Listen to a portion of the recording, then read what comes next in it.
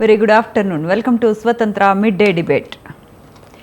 AP fiber net limited MD Dinesh Kumar పై తీవ్ర ఆరోపణలు చేయటం, తదనంతర పరిణామాల నేపథ్యంలో ఆ సంస్థ చైర్మన్ పదవికి జీవీ రెడ్డి సోమవారం రాజీనామా చేశారు.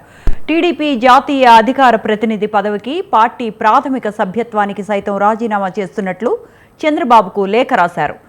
AP fiber net MD Dinesh Kumar కొందరు అధికారులు రాజద్రోహానికి పాల్పడుతున్నారని, ప్రైవేట్ సంస్థలతో కుమ్మక్కై సంస్థ ఆర్థిక మూలాలు దెబ్బతీస్తున్నారని జీవీ రెడ్డి గురువారం తీవ్ర స్థాయిలో ఆరోపణలు చేశారు. జీవీ రెడ్డి ఐఏఎస్ అధికారి అయిన ఎండీపై తీవ్ర స్థాయిలో ఆరోపణలు చేయడంతో జీవీ రెడ్డిని చంద్రబాబు పిలిపించి మందలించారట. మంత్రి ద్వారా తన దృష్టికి తీసుకురాకుండా బహిరంగ ఆరోపణలు చేయటం ఏంటి అని జీవీ రెడ్డిపై మండిపడ్డారట. పదవి ఇచ్చి దినేష్ కుమార్ చెప్పినట్లు వినాలంటూ సూచించడం ఏంటని జీవీ రెడ్డి నొచ్చుకున్నట్లు తెలుస్తోంది. ఆ కారణం చేతనే రాజీనామా చేశాడన్న వార్తలు వినిపిస్తున్నాయి. జీవీ రెడ్డి రాజీనామా తరువాత కూటమి ప్రభుత్వం దిద్దుబాటు చర్యలకు పూనుకుంది. దినేష్ కుమార్ను బాధ్యతల నుంచి తప్పించింది. జీఏడీలో రిపోర్ట్ చేయాలని ప్రభుత్వం ఉత్తర్వులు జారీ చేసింది.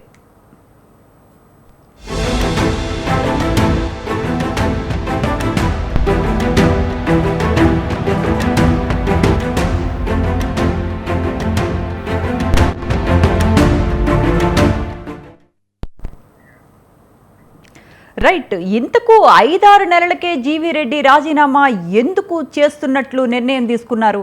పార్టీకి సైతం దూరంగా వెళ్ళిపోయేంతలా ఏం జరుగుంటుంది? ఇదే అంశాన్ని గురించి ఇవాల్టి మిడ్ డే డిబేట్లో చర్చిద్దాం. ఇవాల్టి చర్చా కార్యక్రమంలో మనతో పాటు జాయిన్ అవుతున్నారు ఊట్ల సురేందర్ నాయుడు గారు, టీడీపీ స్పోక్స్ పర్సన్, పాదయాత్ర వెంకటేశ్వర్ రెడ్డి గారు, వైసీపీ లీడర్, కేఎస్ ప్రసాద్ గారు, పొలిటికల్ అనలిస్ట్. అందరికీ నమస్కారం అండి.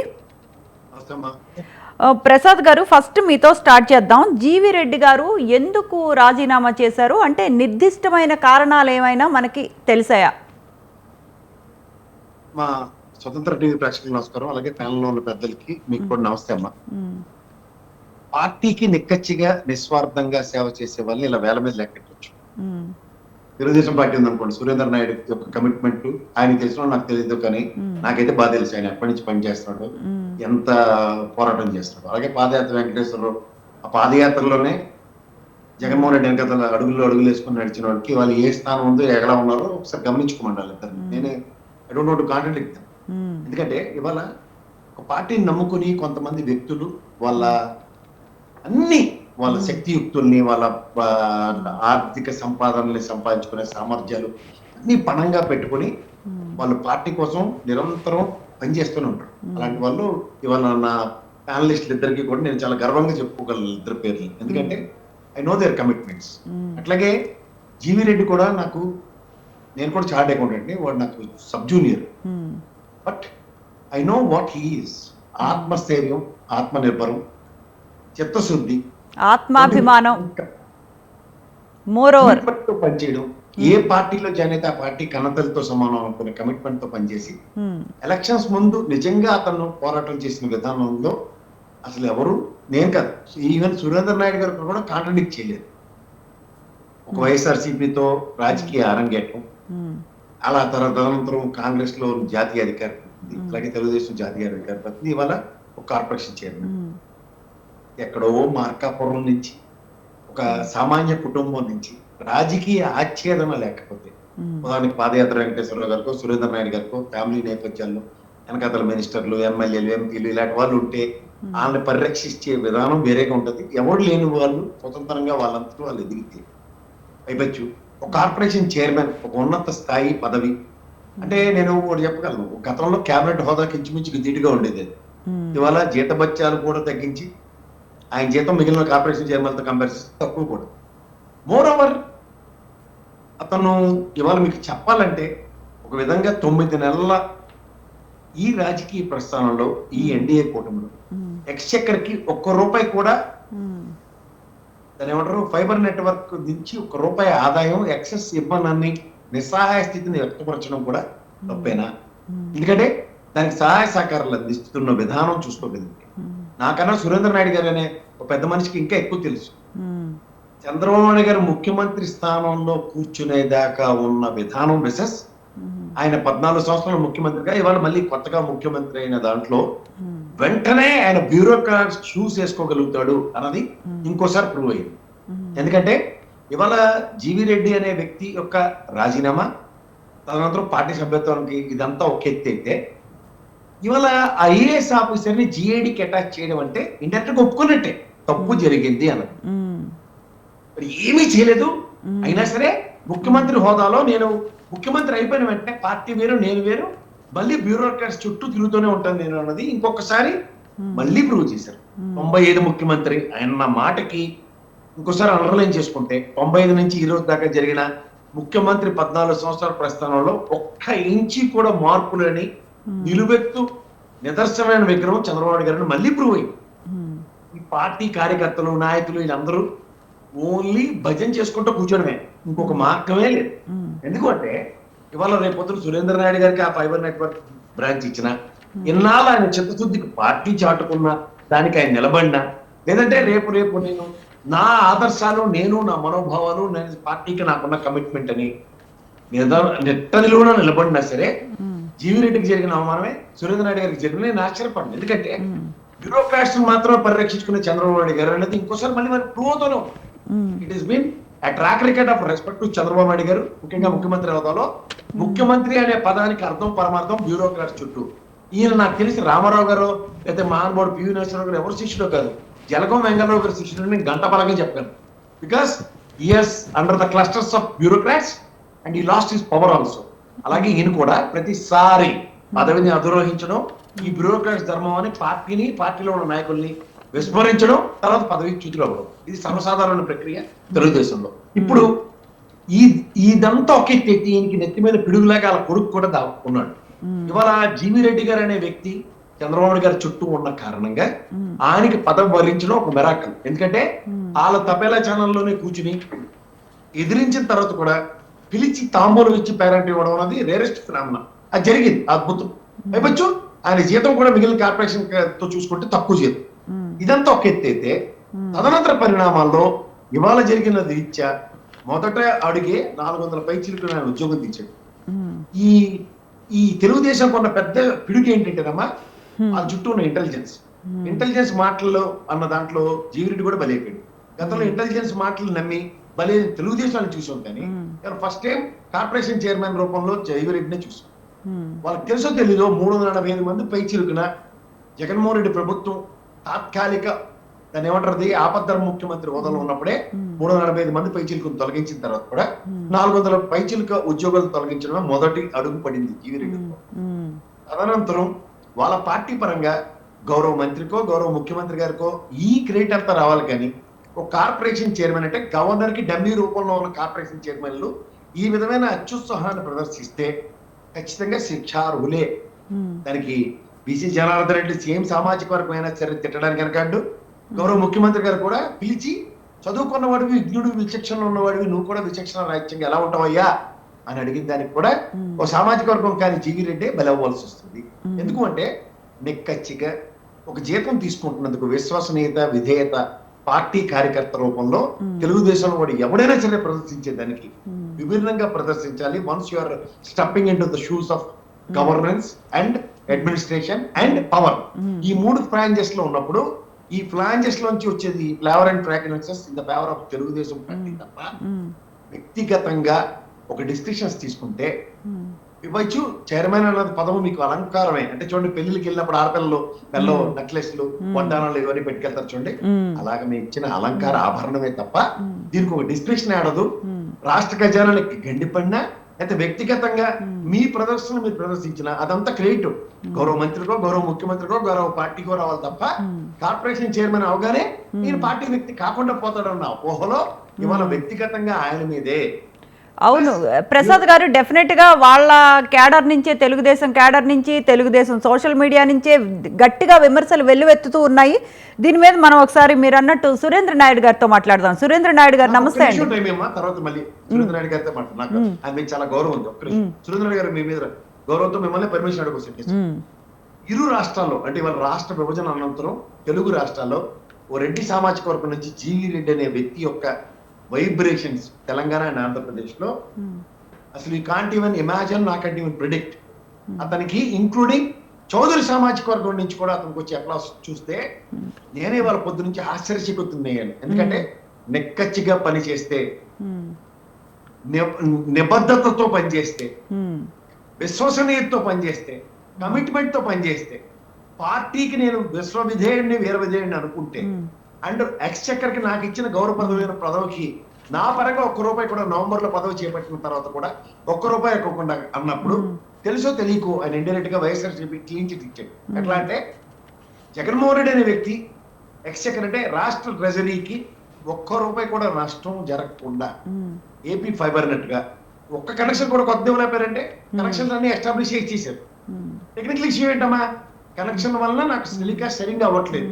ఇది టెక్నికల్ టీం వర్క్ చేయవలసిన దగ్గర దానికి సహాయ సహకారం అందించవలసిన రెస్పెక్ట్ అధికారులు ప్రతిస్పందించినందుకు ఒక చైర్మన్ బాధ్యత వహిస్తే ఎలా ఉంటుందని దానికి తెలుగుదేశం పార్టీకి పడిన ఒక పెద్ద డెంట్ కింద దీన్ని అభివర్ణించారు. డెఫినెట్ గా అండి. సురేంద్ర నాయుడు గారు నమస్తే అండి. జీవి రెడ్డి గారు రాజీనామా చేయాల్సిన తప్పనిసరి పరిస్థితులు ఎందుకు తీసుకొచ్చారండి? ముందుగా మీకు ప్యానల్ లో ఉన్నటువంటి పెద్దలకి, అదేవిధంగా స్వతంత్ర న్యూస్ వీక్షిస్తున్నటువంటి ప్రేక్షకులకి నమస్కారం చేసుకుంటూ, ఈరోజు మనము ఎవరు అవునన్నా ఎవరు కాదన్నా జీవి రెడ్డి గారు తెలుగుదేశం పార్టీలో జాయిన్ అయినప్పటి నుండి ఈ రోజు వరకు అతను చేసినటువంటి కార్యక్రమాలు అద్భుతంగా చేశారు. ఆయన ఎక్కడా కూడా రాజీ పడకుండా ఎదుటి పార్టీని ముప్పు తిప్పలు పెట్టి 3 చెరువులు నీరు తాగించే విధంగా ఆయన డిబేట్ చేయడం కానీ, అదే విధంగా ఆయనకు ఉన్నటువంటి సబ్జెక్టులో పరిణతి చెందినటువంటి సబ్జెక్టు మాట్లాడడం కానీ, ఇవన్నీ చాలా అద్భుతంగా చేశారు. అద్భుతంగా చేసినందువల్లనే అతనికి ఒక క్యాబినెట్ ర్యాంక్ హోదా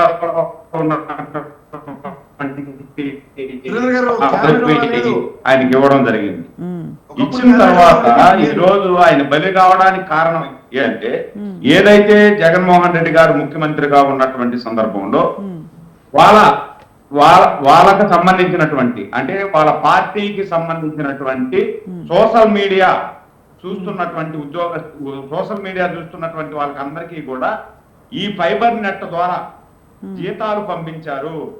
దాదాపు 400 పైసలకు మందిని అక్కడ జాయిన్ చేసి ఈ గవర్నమెంట్ సంబంధించినటువంటి ఫైబర్ నెట్ దగ్గర నుండి వాళ్ళకు జీతాలు అందించారు అనేది ఆయన లేవనెత్తినటువంటి ప్రశ్న.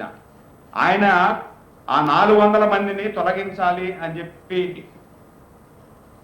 చైర్మన్ హోదాలో నేను చెప్పినా కూడా ఐఏఎస్ గా ఉన్నటువంటి దినేష్ నా మాట పట్టించుకోలేదు. మళ్ళా 3 నెలల ఇది దాదాపు ఇప్పుడు 7-8 నెలల నుండి జీతాలు ఇస్తూ మళ్ళా ఈ మంత్ లో కూడా జీతాలు ఇచ్చేదానికి చార్ట్ ప్రిపేర్ అయింది అనే దాంతో విభేదించాడు ఆయన.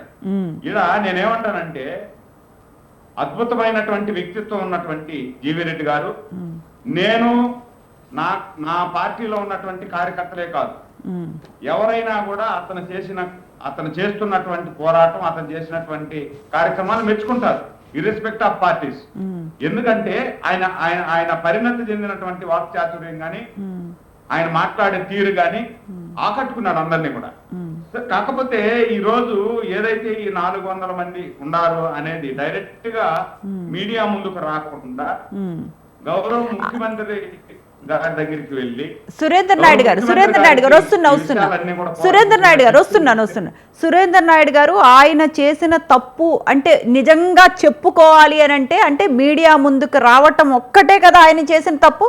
మీకు అదొక్కటే కదా కనిపిస్తోంది? నేను అనేది పార్టీ అధికారంలో ఉన్నప్పుడు కానీ, పార్టీ అధికారంలో లేనప్పుడు కానీ, ఒక సైనికుడు లాగా ఉన్నటువంటి కార్యకర్త అది మన ఇంట్లో సమస్య ఏదైనా ఉంటే, మన ఇంట్లో సమస్య ఉంటే ఏదైనా కూడా మన ఇంటి పెద్దకు మనం చెప్పుకోవాలి మేడం. మన ఇంటి పెద్దకు చెప్పి మన ఇంటి పెద్ద సాల్వ్ చేయలేనటువంటి సందర్భం ఉన్నప్పుడే ఈదులోకి వస్తారు మామూలుగా ఏడైనా కూడా.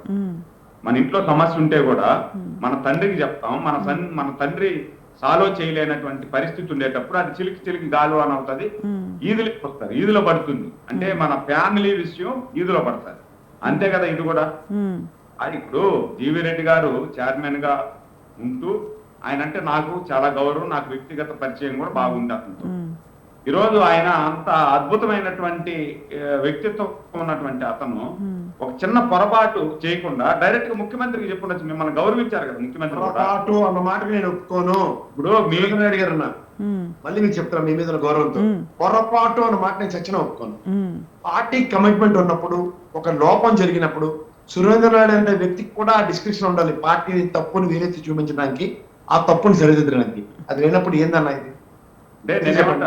నేనేమంటాను ఆయన శంకర్లో పోస్తం కానీ తీర్థమవుతుందంటే ఎలా అన్నా?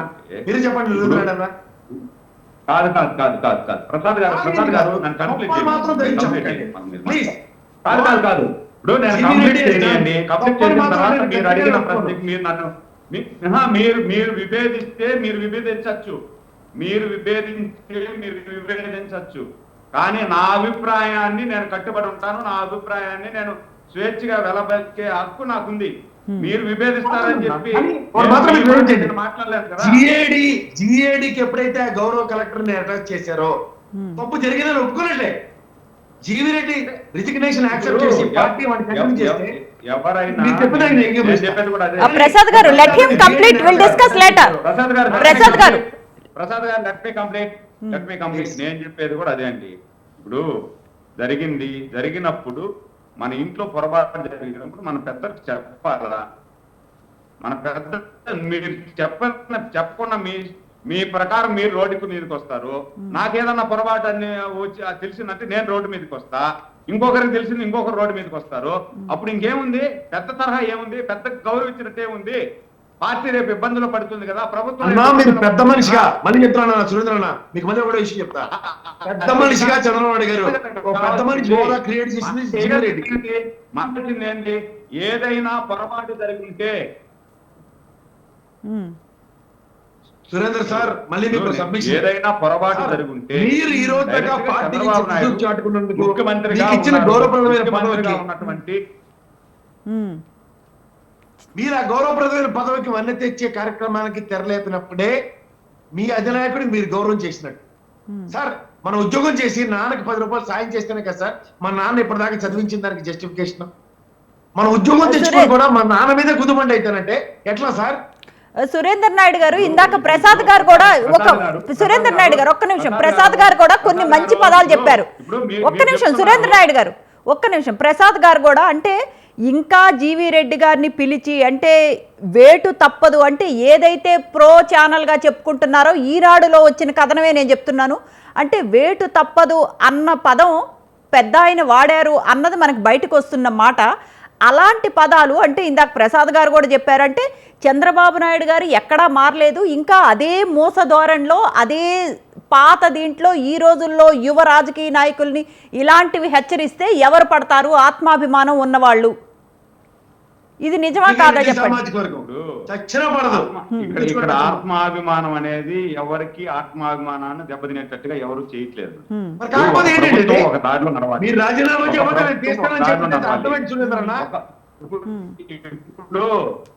ఇప్పుడు ప్రసాద్ గారిని అడిగారా నన్ను అడిగారా మేడం? మీరు చెప్పండి సురేందర్ నాయుడు గారు చెప్పండి. నన్ను అడుగుతున్నారా ప్రసాద్ గారు? మిమ్మల్ని సురేందర్ నాయుడు గారు చెప్పండి. నేను కంప్లీట్ చేసేటప్పుడు ప్రసాద్ ఉండాలా, దాని తర్వాత ప్రసాద్ గారు మాట్లాడి సరేనా? కానీ ఒక సిస్టమ్ ఉంది, సిస్టమ్ ప్రకారం ముందుకు పోవాలా. ఆ సిస్టాన్ని డివేట్ అయితే ఎవరికైనా ఇదే జరుగుతుంది. అల్టిమేట్ గా ఇంటి పెద్ద ఏ నిర్ణయం తీసుకుంటే ఆ నిర్ణయానికి కట్టుబడి ఉండాలా. మీరు ఇంటి పెద్దతో డిబేట్ చేయాలనుకున్నప్పుడు మన ఇంట్లో కూర్చొని డిబేట్ చేసుకోవాలి. మన ఇంట్లో కూర్చొని డిబేట్ చేసుకోవాలా. మనం ఈదులోకి ఎక్కి డిబేట్.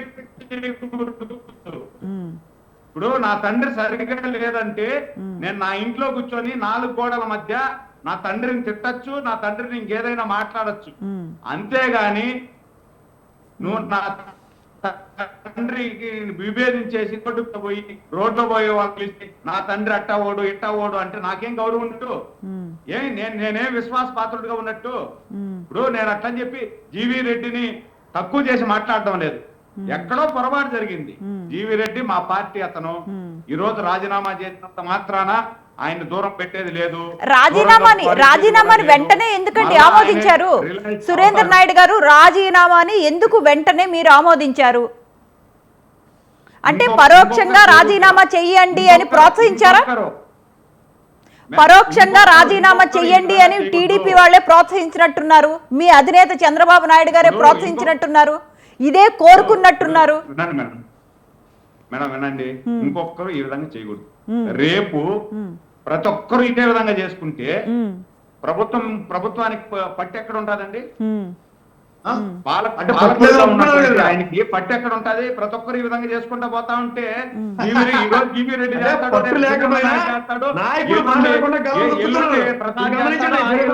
చేస్తారు. కాబట్టి ఇది ఒక హెచ్చరిక లాంటిది. ఎవరైనా కూడా కట్టుబడి ఉండాలి. ఏది ఇష్టానుసారం మీరు చేసుకుంటా పోతే జరిగేది ఈ విధంగా జరుగుతుందని ఒక హెచ్చరిక జారీ. రైట్. సురేంద్ర నాయుడు గారు వద్దాం ఒకసారి, మనం వెంకటేశ్వర రెడ్డి గారితో కూడా మాట్లాడదాం. వెంకటేశ్వర రెడ్డి గారు నమస్తే అండి. చెప్పండి సురేంద్ర సార్, మీకు ఒకే ఒక విన్నపం. పార్టీ మీద పట్టు కోసం ప్రయత్నిస్తున్నారా మీరు? అధికారాన్ని వినియోగించడానికి ప్రయత్నిస్తున్నారా? ఈ విధంగా నాయకులు అంటే మీరు పదవులు ఇస్తారు, పదవులు ఇచ్చిన నాయకులు డమ్మీల్లా కూర్చోవాలి. ఓన్లీ అధినాయకుడు లేదా తన కొడుకేసి ప్రతిస్పందిస్తే పని అవుతుందన్న ఫాల్స్ ఇల్యూషన్ లో ఎందుకున్నారన్న సురేంద్రన్న? మీరేమన్నా తక్కువ మంచిగా ఎప్పటి నుంచి పార్టీలో? రేపు పొద్దున మీకు జీవీ రెడ్డి చెప్పరా మీరు? అప్పుడు ఏం చేశారు అంటే పదవులు ఇచ్చి వాళ్ళకి ఏమన్నా కనీసం కుట్టారు? లాస్ట్ 5 సంవత్సరాలలో కార్పొరేషన్లు పెట్టి ఎవరికి కుర్చీ లేదు. ఇదే లేదు. రైట్. వద్దాం ప్రసాద్ గారు, వద్దాం ఒకసారి మనకి వెంకటేశ్వర రెడ్డి గారు వర్షం తీసుకుందాం.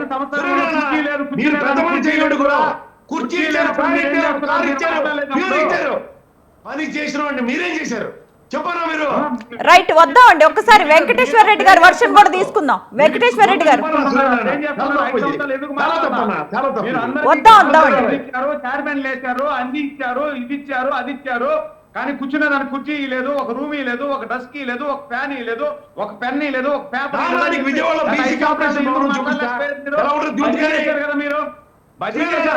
వద్దాం ఒక్క నిమిషం సురేంద్ర నాయుడు గారు, ప్రసాద్ గారు వద్దాం ఒక్క నిమిషం, వద్దాం ఒక్కసారి వెంకటేశ్వర రెడ్డి గారు వర్షం తీసుకుందాం. చాలా హాస్యాస్పదంగా ఉంది. సురేంద్ర నాయుడు గారు సమాధానం ఇస్తారు, వెంకటేశ్వర రెడ్డి గారు వర్షం కూడా విన్నాం. మీరు మాట్లాడేది నేను మాట్లాడేది కాదు. మీరు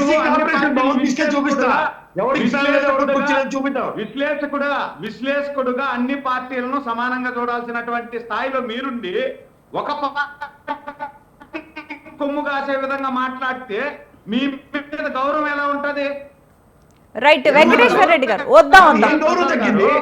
మీరు వాళ్ళకి ఫ్యాన్ లేవు, కుర్చీ లేవన్నారు. కుర్చీ ఇచ్చి ఫ్యాన్ ఇచ్చేసి ఇచ్చి జీవీ రెడ్డికి ఏం న్యాయం చేశారు మీరు? రాజీనామా చేస్తామని ఒత్తిడి ఇచ్చారా?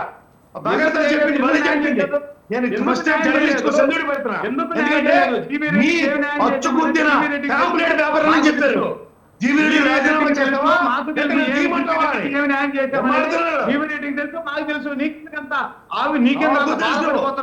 నాకు తెలుసు. రైట్. సురేంద్ర నాయుడు గారు వద్దాం ఒక్కసారి, సురేంద్ర నాయుడు గారు వద్దాం ఒక్కసారి, వెంకటేశ్వర రెడ్డి గారు వద్దాం, ప్రసాద్ గారు మీకు వన్ సైడ్ మాట్లాడేది తప్ప ఇంకేమి తెలియదు మీకు? అర్రే మాకు తెలియదు సార్, నేను పుట్టుక నుంచి రాజకీయాలు చూస్తున్నాను. రైట్. ప్రసాద్ గారు వద్దాం ఒక్కసారి, వెంకటేశ్వర రెడ్డి గారు మేము మీకన్నా ముందు రైట్. వద్దాం సురేంద్ర నాయుడు గారు ఒక్కసారి, మనం వెంకటేశ్వర రెడ్డి గారు వర్షం విందాం ప్లీజ్. ఇలా కొట్టుకుంటూ జరిగిన భజన మీరు భజన చేస్తున్నారు. మీరు మీరు ఎంత భజన చేసినా మీరు సచ్చిన పావును లేపలేరు. మీరు ఎంత భజన చేసుకోలేరు. రైట్. వద్దాం. జాకీలు వేసినా, ఎన్ని జాకీలు వేసి లేపాలనుకున్నా అది లేదు, అది అయిపోయింది. లేపాలనుకోవడం నీ అవివేకం అంతే. రైట్. వద్దామండి. కాదు ప్రసాద్ గారు, సురేంద్ర నాయుడు గారు ఒక్కసారి, ఏం చెప్పాలా?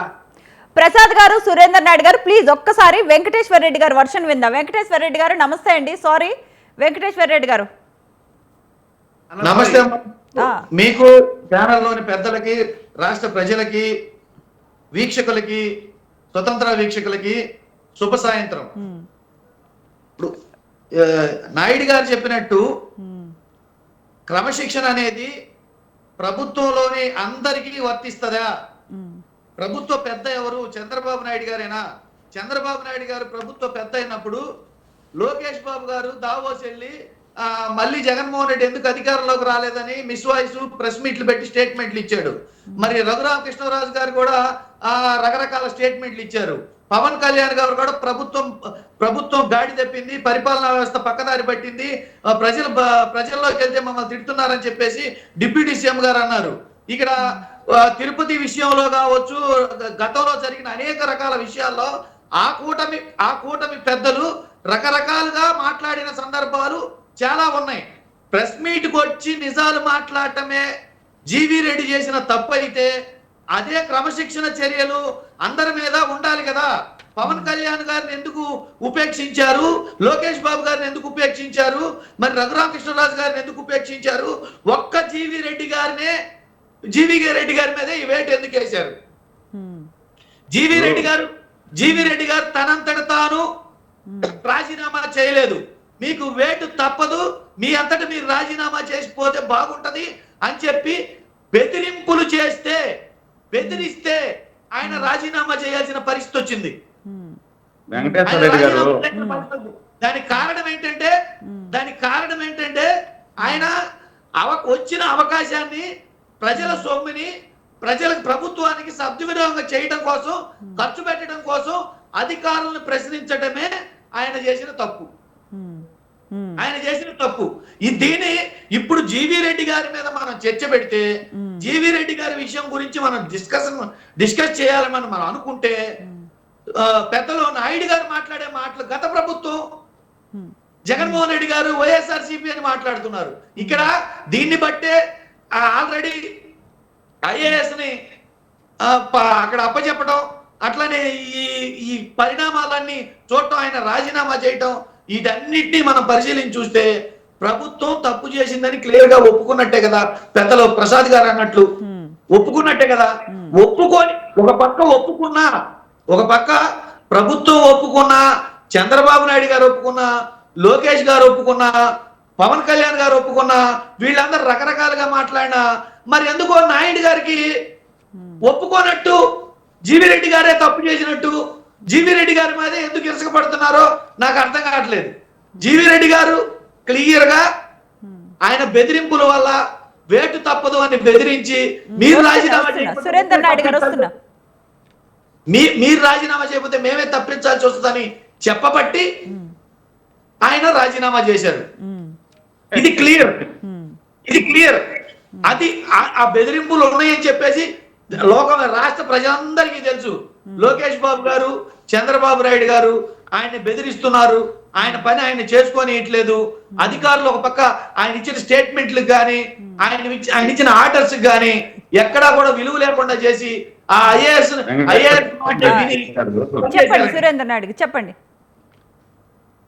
చేశారండి. దీని మీద చర్చ పెడితే గతంలో గతం అయిపోయి ఎన్నికలు ఒక సెషన్ అయిపోయి మళ్ళీ ఎన్నికలు అయిపోయి ప్రభుత్వం వచ్చింది. ప్రజలందరూ మీకు అధికారం ఇచ్చిన మాట నిజమైతే, మీకున్న 164 సీట్లు బలం నిజమే, అది నిజంగా బలమైతే, వాపు కాకపోతే, మీరు ఏ మాయా చేయకపోతే, ఏ అబద్ధాలు ఆడకపోతే, ఈవీఎంలో ఏ కుట్రలు చేయకపోతే, మీరు నిజంగా ప్రజలు ఎన్నుకున్నారని మీరు గౌరవిస్తే, ఇది మరి ఇప్పుడు దీన్ని ఏమనాలి? ఎందుకు మీరు భయపడుతున్నారు? నిజాలు ఎందుకు ఒప్పుకోవట్లేదు?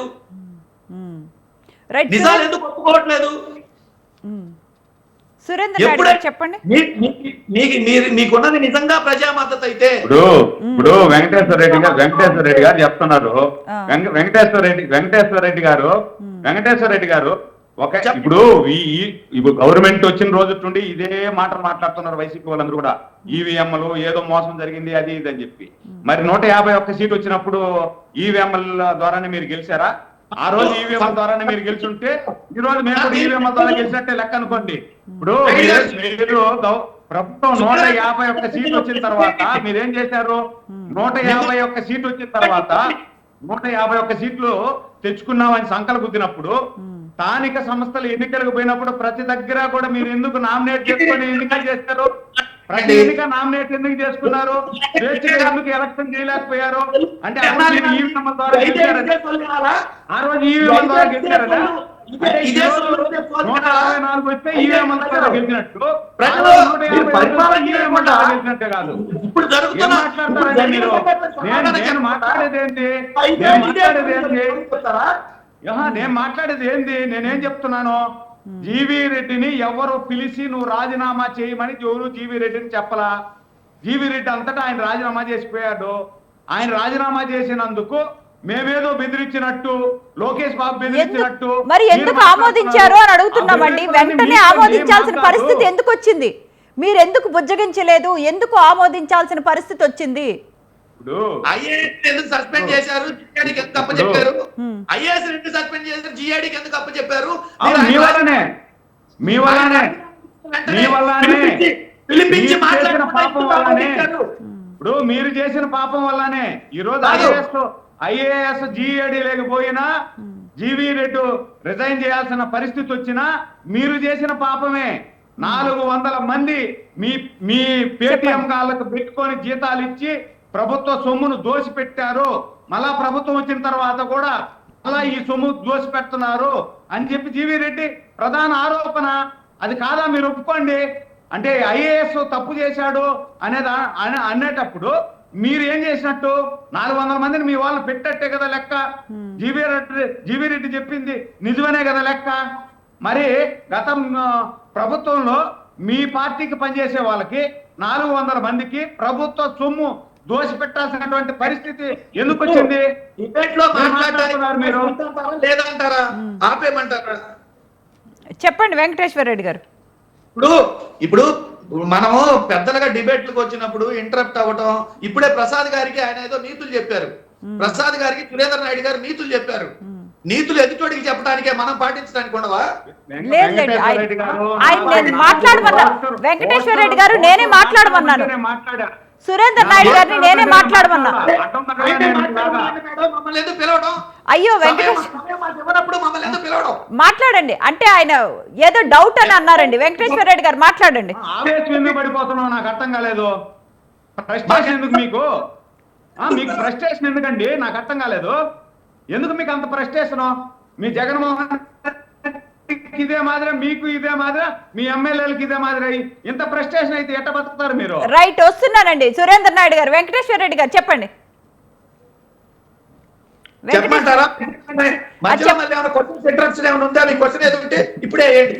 లేదులేండి, మాట్లాడండి మాట్లాడండి.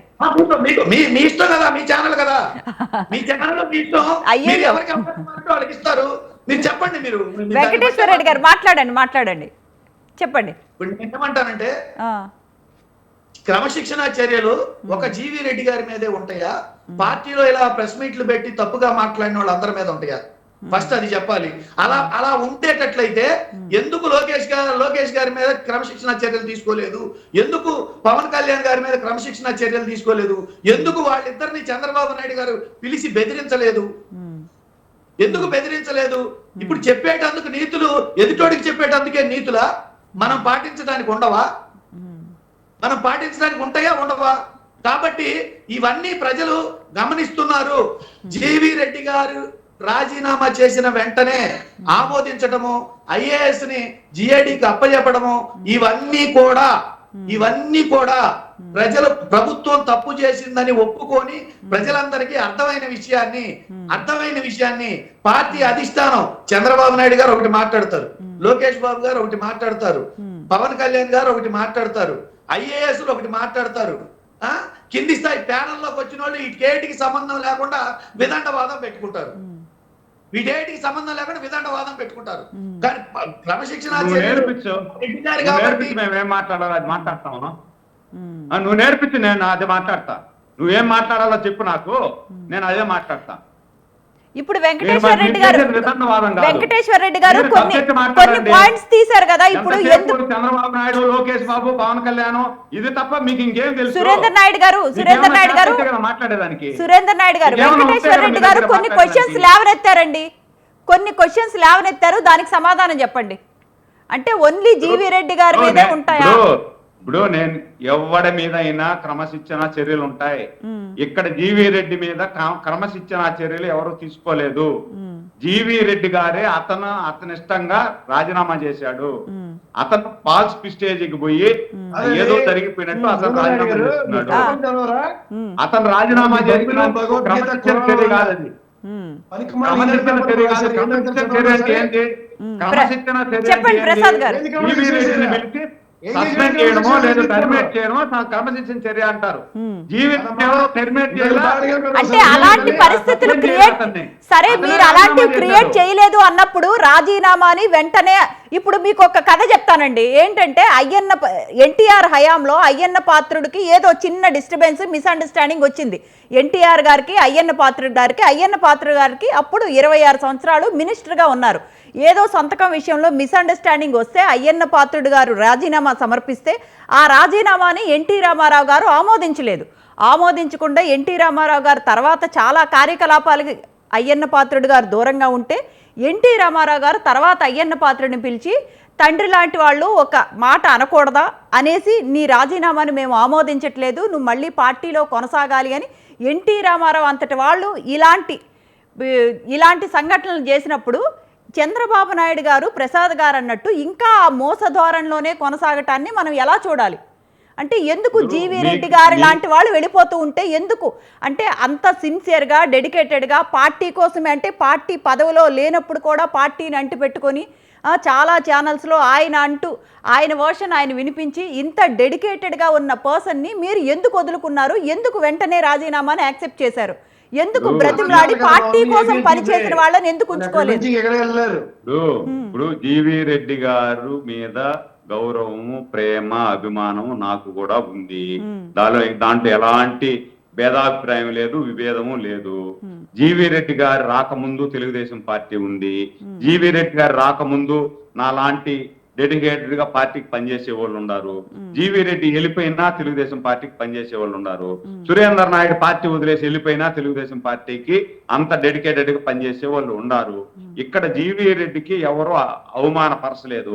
ఆయన 9 నెలలకు ముందు పార్టీలోకి వచ్చినా కూడా ఆయన సేవలను గుర్తించి ఆయనకంటే సీనియర్లుగా, ఆయనకంటే డెడికేటెడ్ గా పనిచేసిన వాళ్ళందరినీ కూడా పక్కన పెట్టి, ఒక యువకుడు బ్రహ్మాండంగా ఉత్సాహవంతుడు బాగా మాట్లాడుతున్నారు అని చెప్పి ఆయనకు అత్యున్నత స్థానం ఇవ్వడం జరిగింది. ఆ అత్యున్నత స్థానం ఇచ్చినప్పుడు మిమ్మల్ని ఎంత గౌరవించి చంద్రబాబు గారు ఒక బిడ్డలాగా మిమ్మల్ని చేరదీసి గౌరవించి ఒక పదవి ఇచ్చినప్పుడు లొసుగులు ఉండేటప్పుడు డైరెక్ట్ మీరు చంద్రబాబు నాయుడు గారితో పంచుకోవాల్సింది.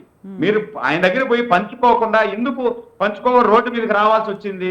రోడ్డు మీదకి వచ్చిన తర్వాత చంద్రబాబు నాయుడు గారిని కలిశారు. మీరు కలిసిన తర్వాత చంద్రబాబు గారు చెప్పారు, మీరు ఐఏఎస్ తో కూడా సమన్వయపరుచుకొని ఎక్కడెక్కడ లోపాలు ఉన్నాయో ఆడ ఏమేమి జరుగుతుందో నాకు తెలుసు, అవన్నీ సరిదిద్దుకొని ఉండండి అని చెప్పి ఆడ మాట్లాడే సరే అని చెప్పి వచ్చి అమాంతంగా మళ్ళా మీరు రాజీనామా చేసేసి వెళ్ళిపోతే దాన్ని మేము టెర్మినేట్ చేసినామనో, లేకపోతే ఏదో చంద్రబాబు నాయుడు గారు మందలించేసినారనో, మీరు అవ్వాకులు శవాకులు మీకు దొరికిపోయింది, ఛాన్స్ దొరికిపోయిందని అవ్వాకులు శవాకులు పేలితే మీరు ఆడేమన్నా చంద్రబాబు నాయుడు గారికి జీవీ రెడ్డి గారికి మధ్య సంభాషణ జరుగుతా ఉన్నప్పుడు టేబుల్ కింద ఏమన్నా దాగి చూశారా?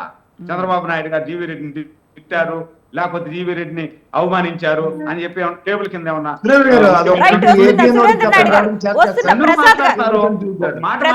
పద్ధతి ఉండద్దా?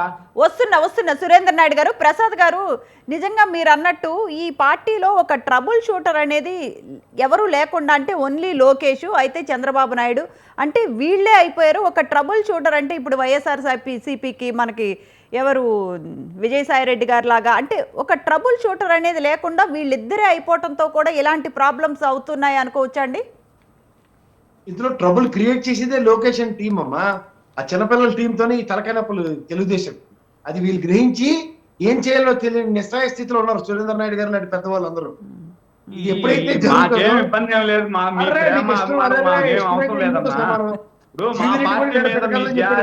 ప్రేమ మాకు అవసరం. మీ దగ్గర ప్రేమ జాలి చూసుకునే స్థాయికి దిగదాల మా పార్టీ అద్భుతంగా ఉంది. మా పార్టీ లోకేష్ బాబు గారు అద్భుతంగా ఉన్నారు, ఇబ్బంది ఏం లేదు. అద్భుతమైనటువంటి నాయకత్వం పట్టి ముందు మా లోకేష్ బాబు గారికి. మీలాగా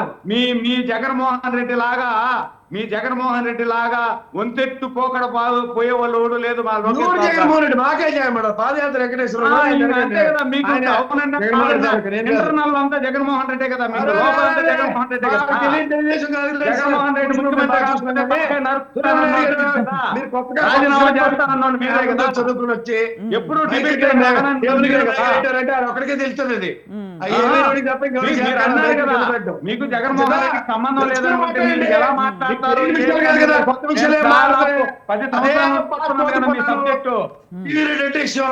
జీరెడ్డి కష్టం జరిగితే మాత్రం మాట్లాడరు. జగన్మోహన్ రెడ్డి అంటే ఇష్టము, జగన్మోహన్ రెడ్డి గురించే మాట్లాడతారు మీరు ఇంటర్నల్ గా. మళ్ళీ చెప్తున్నారు సురేంద్ర గారు, మీరు ఒక్క నిమిషం ఉంటే మీకు అర్థమయ్యేలా చెప్తారు. నాకు జగన్మోహన్ రెడ్డి అన్న ఇష్టం, చంద్రబాబు నాయుడు అన్న ఇష్టం. ఎవడైతే బీజేపీ సంఘనెక్తుడో అంటే పరమశి, అది గుర్తుంచుకోండి. మరి 5 సంవత్సరాల్లో ఎందుకు జగన్మోహన్ రెడ్డి బీజేపీ సంఘనాక్తా ఉన్నప్పుడు ఏం చేస్తున్నారు మీరు? అరే మీకు చెప్పినాక మీరు 5 సంవత్సరాలలో జగన్మోహన్ రెడ్డి బీజేపీ పొత్తు కోసం అరుణ్ చాచి జనసేన జగన్మోహన్ రెడ్డి పొత్తుల కోసం అరుణ్ చాచి ప్రత్యేక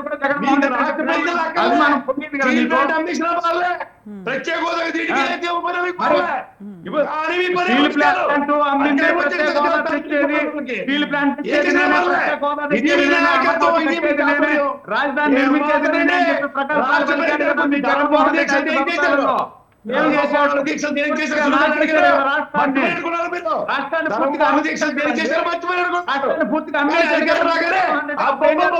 నరేంద్ర మోడీ మించిన మీరు గవర్నర్ కూడా నారా చంద్రబాబు నరేంద్ర చంద్రబాబు అది కూడా అన్ని చేసినా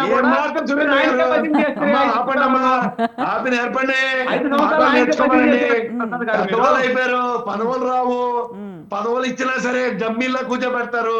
దీనికి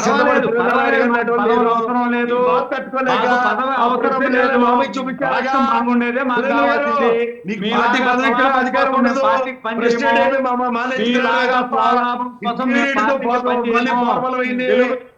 సైనికుడు నేను, నాకు సైనికులు ఆయుధాలు లేని సైనికులు దేనికి సార్?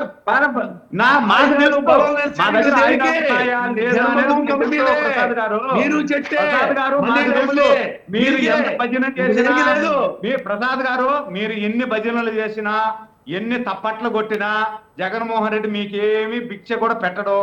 మీరు అదే మంచిది. 5 సంవత్సరాలు మీరు చాలా భజన చేశారు. వెంకటేశ్వర రెడ్డి గారు చెప్పండి. రైట్, ఒక్క నిమిషం వస్తుందండి, వస్తుంది వెంకటేశ్వర రెడ్డి గారు. రైట్, సురేంద్ర నాయుడు గారు, ప్రసాద్ గారు ఒక్క నిమిషం అండి. తెలుసు మీరా తప్పును కూడా ఒప్పుకునేంత సామర్థ్యం నాకు లేదు సార్. రైట్ వస్తున్నా రైట్ వెంకటేశ్వర రెడ్డి గారు మీరు చెప్తున్నారు పక్కన జీవిరెడ్డి చాలా మంచోడు, గొప్పోడు. ఒక్క నిమిషం అండి ప్రసాద్ గారు, మనం మాట్లాడదాం. ప్రసాద్ గారు ఒక్క నిమిషం అండి. వెంకటేశ్వర రెడ్డి గారు చెప్పండి. ఇప్పుడు ప్యానల్లోకి వచ్చి అనలిస్ట్ గా వచ్చిన అతన్ని కూడా మీరు జగన్మోహన్ రెడ్డి గారు సబ్జెక్ట్ చెప్పండి. వెంకటేశ్వర రెడ్డి గారు మీరు సబ్జెక్ట్ చెప్పండి, పర్వాలేదు. మీరు సబ్జెక్ట్ చెప్పండి.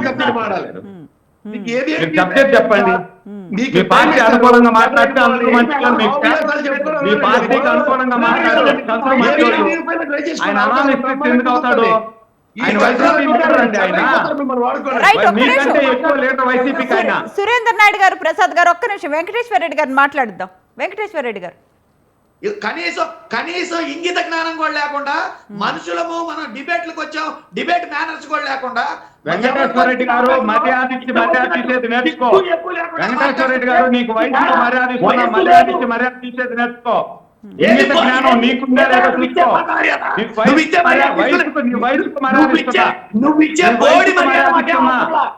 ఏంది నువ్వు ఇచ్చే మర్యాద? నీ ఏంది వయసుకు నువ్వు మర్యాద చేసేది? ఇస్తున్నా, ఇంగిత జ్ఞానం నువ్వు నాకు చెప్పేదానికి. ఏళ్ళు చూపించి ఏం నీకు చేస్తావు? నాకు ఇంగిత జ్ఞానం గురించి చెప్పేదానికి. మనం డీసెంట్ గా మాట్లాడుతున్నాం. ఇంగిత జ్ఞానం గురించి చెప్పేదానికి. నేను మాట్లాడినా మళ్ళీ నీ వయసు పక్కన సురేందర్ నాయుడు గారు చూసుకో మళ్ళీ. సురేందర్ నాయుడు గారు డీసెంట్ గా మాట్లాడదాం. వెంకటేశ్వర రెడ్డి గారు మాట్లాడండి. అమ్మా ఎప్పుడైనా కానీ డిబేట్ నడిపితే ఫస్ట్ మీకే చెప్తున్నానమ్మా, ఇది మీరు ఏమనుకున్నా సరే మీకే చెప్తున్నా, డిబేట్ నడపగలిగితే నడపండి. ఒకరి టైంలో ఒకరు ఇంటరప్ట్ అయినప్పుడు మీకు మ్యూట్ సిస్టమ్ ఉంటది, మ్యూట్ సిస్టమ్ పెట్టుకొని యువతల వాళ్ళని మాట్లాడించగలిగితే మాట్లాడతాం.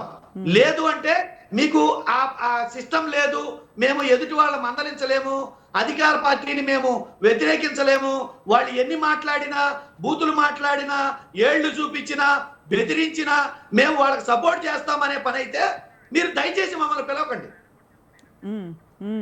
అంటే డెఫినెట్ గా వెంకటేశ్వర రెడ్డి గారు మనము డిబేట్ డెకోరం కానీ లేకపోతే ఏదైనా ఎవరికి వాళ్ళు పాటిస్తే బాగుంటుందండి. నేను చెప్తూనే ఉన్నాను, మీరు వింటూనే ఉన్నారు.